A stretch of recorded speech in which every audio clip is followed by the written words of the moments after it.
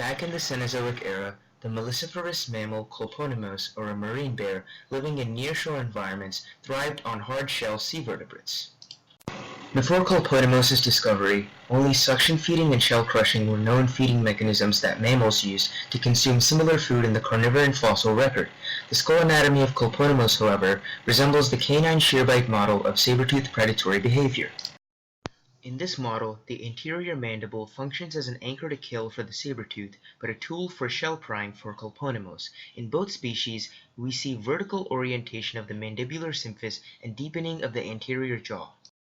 Researchers hypothesized that Kolponomos and the saber-tooth converged on using their anterior mandibles. In Kolponomos, neck musculature was emphasized to provide high torque caused by the fulcrum created by the mandible's anteroventral surface to help incisors dislodge prey bound from hard substrates. Interestingly, Kolponomos also utilized broad occlusal surfaces to crush hard-shelled prey, similar to the bivalve crushing of sea otters. However, through experimentation, researchers expected to find similarity in high mandibular stiffness required for deformation-resisting structure. For this study, researchers at the Museum Microscopy and Imaging faculty used high-resolution microcomputed tomography to scan Kolponomos and 6 other carnivores: smilodons, sea otters, brown bears, leopards, and gray wolves. Then, image segmentation and digital separation of the mandible from the craniums were performed. Following this, surface meshes were cleaned and solid meshes of all species were generated.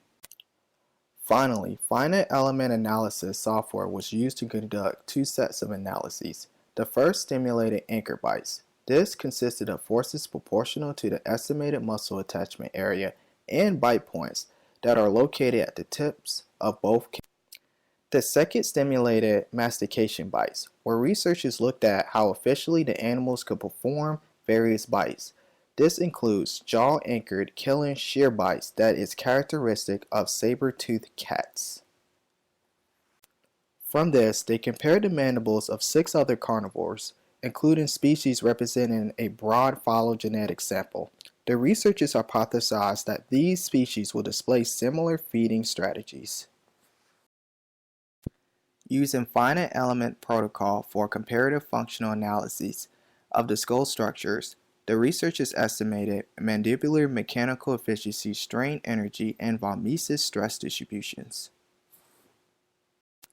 Lastly, using 3 geometric morphometric, they analyzed shape similarity of mandible among sample species and areas where the bones are joined together in the lower jaw.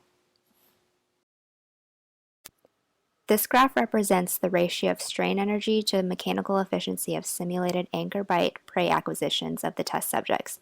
As you can see, Kolponomos is quite similar to Smilodon ratios. The Kolponomos ratio is also similar to that of one of its closest relatives, the brown bear, which is to be expected. Upon simulating anchor prey acquisitions, the dorsoventral displacement ratios of the mandible for the test subjects at 5 locations can be seen here. Once again, Kolponomos, represented by the star, and Smilodon, represented by the white triangle, are fairly similar in that they both have the lowest displacement to mandible length ratios. The brown bear, represented by the black circle, exhibited much higher displacement ratios.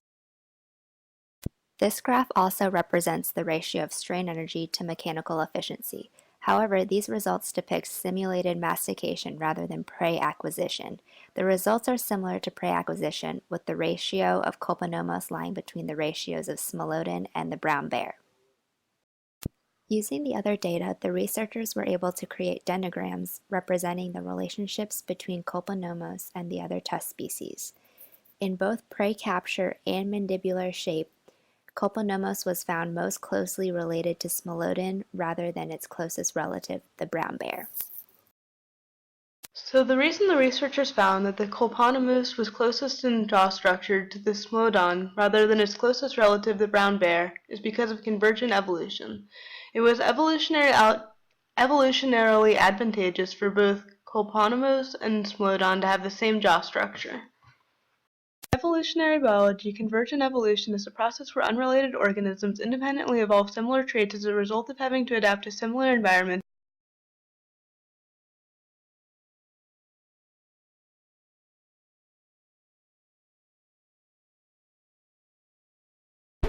created using Powtoon.